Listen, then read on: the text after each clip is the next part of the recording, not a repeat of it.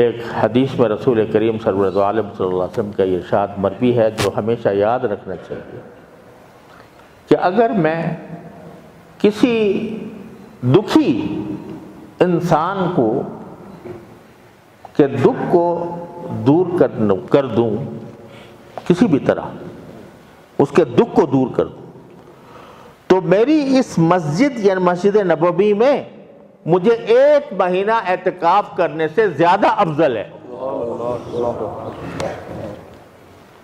اللہ اکبر، تصور کرو، اعتکاف کس کا؟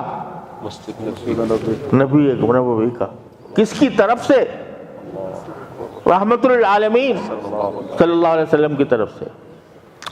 اور فرماتے ہیں کہ 1 مہینہ میں اس مسجد نبوی میں اعتکاف کروں، اس سے زیادہ میں افضل اور بہتر سمجھتا ہوں کہ کسی دکھی انسان کا دکھ دور کر دوں۔ یہ ہے اسلام، یہ ہے السلام علیکم ورحمۃ اللہ وبرکاتہ، کہ بجائے اس کے کہ دوسرے کا دل دکھائیں، دل آزاری کریں، غصہ کریں، اس کے بجائے اس کا دکھ دور کرو۔